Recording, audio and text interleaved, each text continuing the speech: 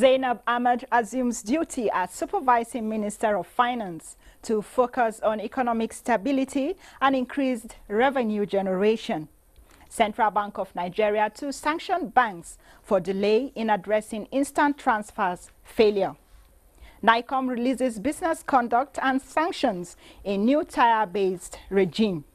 This is Business Express reaching you from our Abuja studios. I am Muplang Dakok. Today's edition will also feature developments in the Ministry of Finance, which has seen the exit and entry of heads at the Treasury House. What legacies has Kemi Adeosun left, and what are the expectations from Zainab Ahmed's regime as she takes over?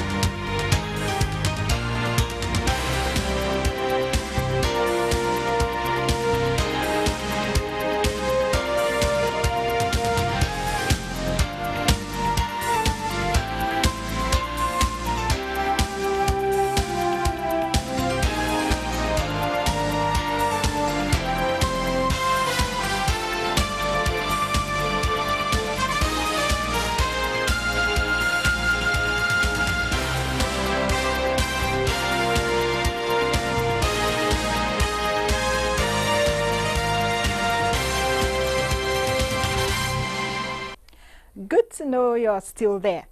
Supervising Minister of Finance Zainab Ahmed resumed Monday morning after the presidency announced her appointment Friday. For the union makes us strong. Solidarity, solidarity forever. The minister arrived the premises to a rousing welcome by the unions who chanted solidarity songs. She immediately addressed management staff and the media. So it means we are part of the economic team that has been charged with making sure that there's economic stability in our country. We have very serious revenue challenges, and it is up to us to make sure we show up the revenues of this country. Mr. President has a lot of confidence that we can do this very well together. Top on her priority list are economic stability and revenue challenges. It was an end of an era when Kemi Adeosun resigned as Minister of Finance on Friday, following allegation of forged NYSC certificate. Business Express takes a look at how the economy was managed under her watch. Leah Katung Babatunde has that recap. Mrs. Kemi Adeosun assumed duty as Minister of Finance in November 2015 and focused her attention on the initiation, development and aggressive implementation of innovative fiscal operations management policies and initiatives aimed at redressing the economic fortunes of the country. She played leading roles in the development of various cost-cutting initiatives through the pursuit of carefully thought-out policies aimed at promoting transparency in the payment process, drastic reviews of the procurement process and the sanitization of the public sector payroll system, leading to the elimination of huge numbers of ghost workers. The former minister played a leading role in the setting up of the Presidential Initiative on Continuous Audit PICA, which has since become the key platform for ensuring controls and effective oversight over the utilization of public funds under the present administration. The landmark whistleblower policy was also introduced in December 2016. Under the whistleblower policy, the federal government has recovered directly the sum of 7.8 billion naira, 378 million US dollars, and 27,800 British pounds. The federal government in June 29, 2017 launched the Voluntary Assets and Income Declaration Scheme (VATS), through which citizens are offered a window of opportunity to regularize their tax status relating to previous tax periods without incurring penalties. Through vigorous tax reforms, the number of taxpayers rose from 10 million before the assumption of office by the present administration to 14 million in 2016 and 19.3 million in 2018. The efficiency unit was set up in November 2015 to reduce wastages, promote efficiency, ensure prudence, and add value for money in all government expenditure. Even where the Treasury Single Account TSA project was conceived by the previous administration, its aggressive and successful implementation was midwifed by the present administration. Under this initiative, all federal government accounts with the commercial banks were transferred to a pool unit with the Central Bank of Nigeria (CBN), known as the TSA. The Office of the Accountant General of the Federation had the statutory mandate to drive the implementation of this policy with support from the Central Bank of Nigeria. Other key initiatives include the clearing of inherited pension arrears, establishment of the Development Bank of Nigeria (DBN), assets tracking and management projects, fiscal sustainability plan and budget support facility for states of the Federation, and the establishment of Road Trust Fund. We are now being joined by two economic analysts, Yushau Aliu and Paul Alaje, to discuss the former Kemi Adeosun's legacies and what to expect from Zainab Ahmed. You've seen that background report, Mr. Yushau. What would you say is your most striking of Kemi Adeosun's policies? Her policies on stability in the economy, because when stability is mentioned by the incoming minister, we have to give credit to the stability that we have witnessed within the economy, though it's not just the role of the Minister of Finance, there is also a role of the central bank in trying to set a target for the economy. But the whole situation is a development process, and when development is mentioned, you are expecting a lot of issues. This one is just part of it, but we are going to miss the Honorable Minister for her eloquent and professional touch to economic issues. What's your take? Yeah, for me, the perhaps very recently a stand as against the NNPC when it comes to the share of Federation Fund.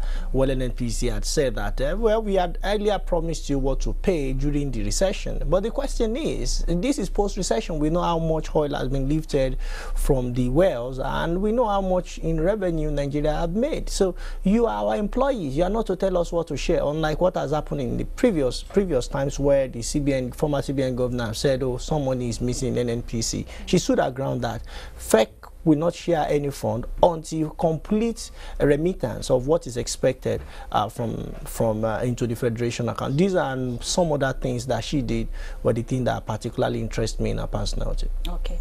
Still with you, Mr. Paul Alaje, how would you assess the whistleblower policy during her watch?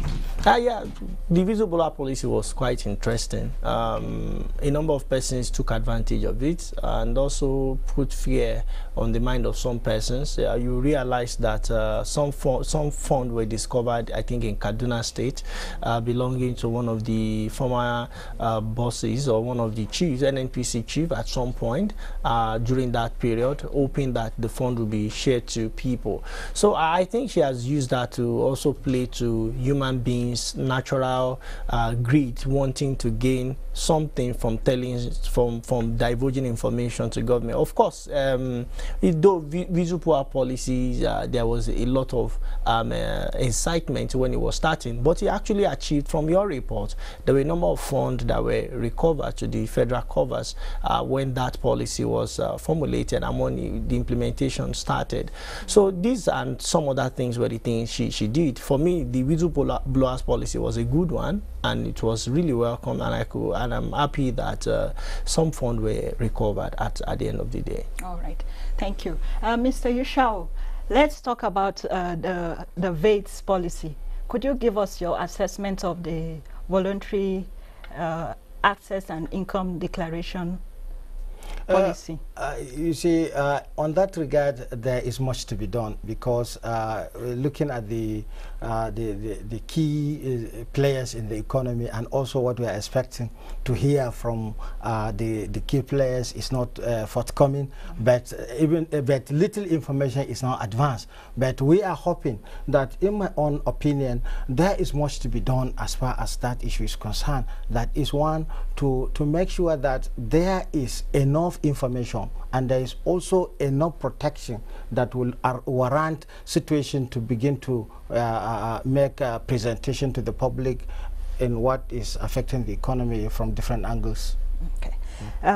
Mr. Paul, she was appointed, talking about McCamey Adeosun, was appointed as the, she was appointed to the global body for pensions management. How would you rate Nigeria's pension management? The pension management in Nigeria now, recently, about 10-15 years ago, we started practicing new policy in our pension. Government no longer took 100% of pension fund. There was contributory pension fund was introduced. As we speak today, employers and employee are both contributing to the pension. It's a good development, but Nigeria, number of persons that are still captured, that are still contributing, is still very, very low, just as we have very low number in our health, among other sectors.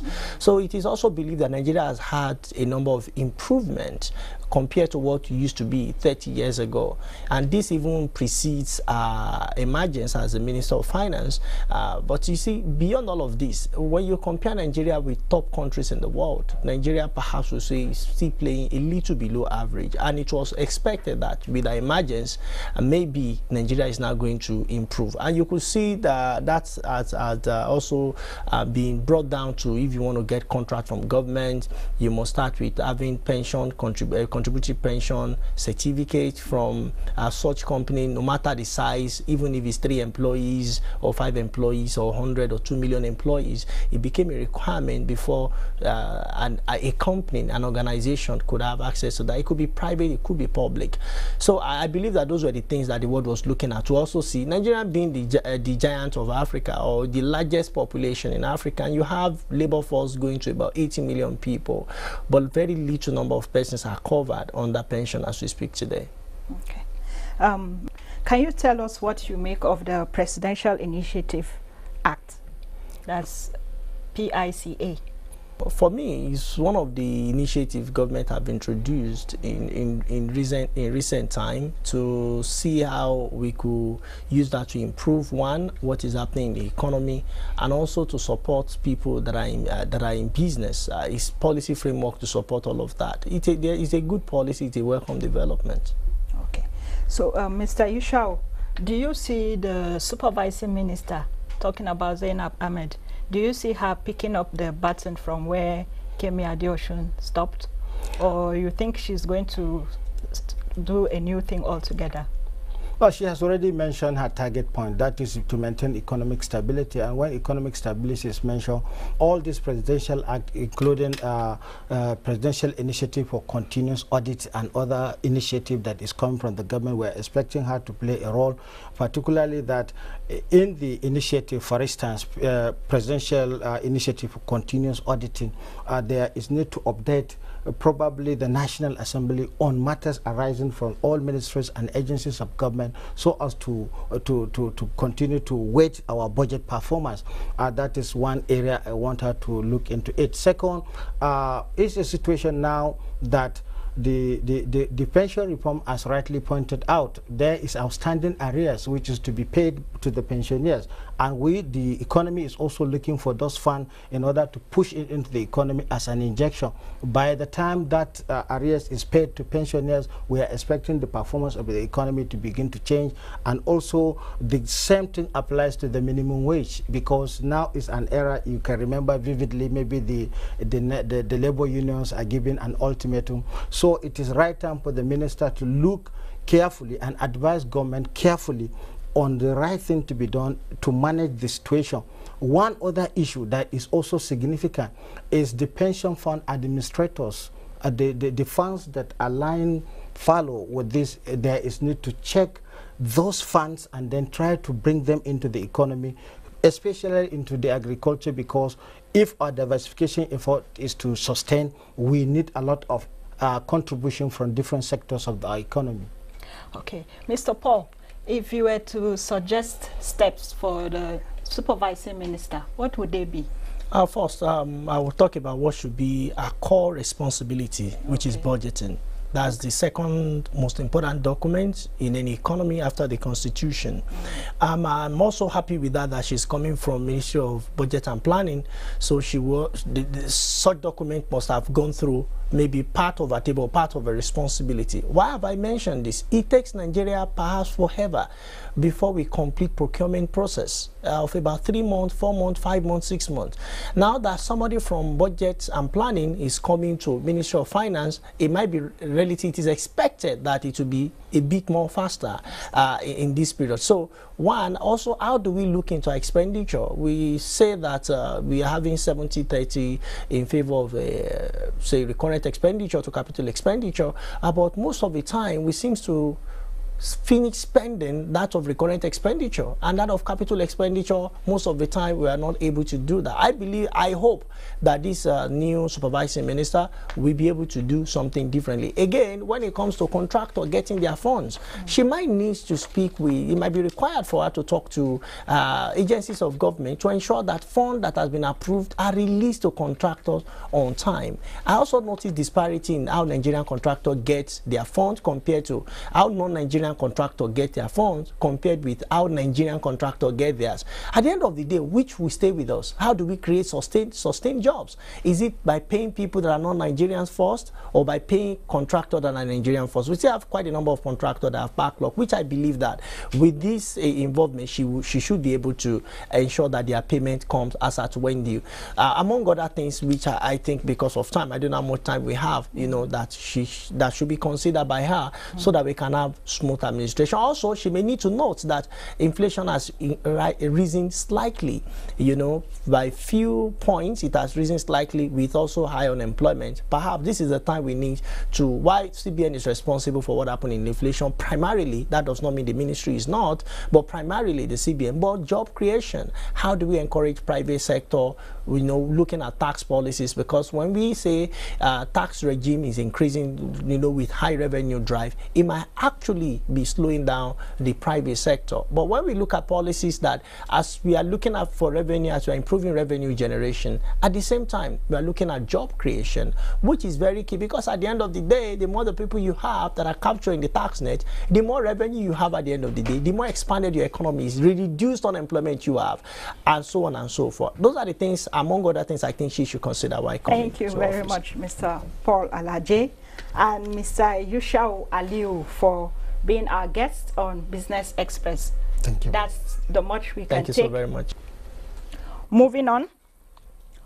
Oil prices on Monday fell as investors focused on impact of sanctions on Iran, despite assurances by Washington that Saudi Arabia, Russia and the United States could together raise output fast enough to offset falling supplies. Next is a graphic representation of commodity prices.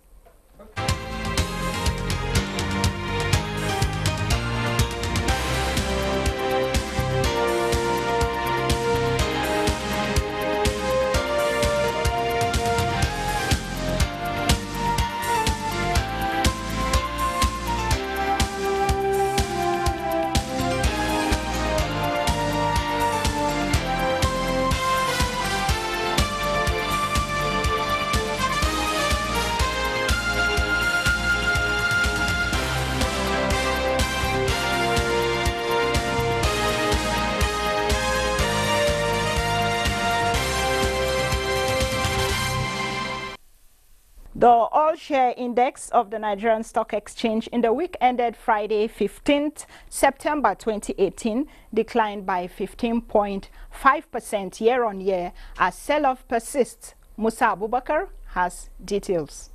A total turnover of 960.9 million shares valued at 18.3 billion naira were traded last week by investors on the floor of Nigerian Stock Exchange. The NSE All-Share Index and market capitalization depreciated by 5.02% to close the week at 32,327.59 basis points and 11.802 trillion naira. The financial services industry led the activity chart with 774.087 million shares valued at 9.2 billion naira traded in 10,637 deals. The conglomerate industry followed with 54.8 million shares worth 80.062 billion naira in 740 deals, while the third place was consumer goods industry with turnover of 43.013 million shares worth 3.34 billion naira in 2,468 deals. Also during the week, a total of 41,358 units of exchange-traded products, ETPs, valued at 1.148 million naira, executed in 8 deals. A total of 43,000 units of federal government bonds valued at 42.491 million naira were traded this week in 36 deals. All other indices finished lower with the exception of NSE ASAM. 13 equities appreciated in price during the week, 58 depreciated in price, while 98 equities remain unchanged. Bossede Abel is on hand to bring us up to speed on happenings in the global market. Stocks markets on the global scene on Friday, 14 September 2018 maintained mixed sentiments. In Africa, trading was slightly mixed. Ghana's GSA Composite Index gained 8.22 points to close 2,757.22. South Africa's FTSE JSA Africa Top 40 0.90%. Namibia Overall Index 1.01%. And Nairobi All Share also advanced by 0.44%, while Tunisia's Tunidex slipped 0.37%. In the United States, stocks closed mixed on Friday as reports said President Donald Trump wanted to move forward with tariffs on $200 billion in Chinese goods. S&P 500 gained by 0.03%, Dow Jones Industrial Average 0.03%, while Nasdaq Composite Index fell by 0.05%. European stocks were majorly positive at the end of trade on Friday. DAX rose 0.57%, FTSE 100 0.31%, and CAC 40 also gained 0.46%. Asian market largely rallied Friday as investors took a more upbeat view of the global trade situation after the White House extended an invitation to China for fresh trade talks. Nikkei advanced 1.20%, Hang Seng Index 1.01%, while Shanghai Composite Index depreciated 0.18%. Thank you, Bossede Abel, for that report. The all-share index for today, 17th September 2018, closed negative by minus 0.39% to close at 32,201.98, with market capitalization at 11.7 trillion naira. Remember to send us your feedback via email, businessexpress@nta.gov.ng. You can also reach us via our Twitter, and the handle is NTA News Now. Don't forget to use the hashtag BizX showing now on your screen. All previous episodes are available on NTA's YouTube channel. Until we come your way again, I am Muplang Dakok. Enjoy the rest of the week.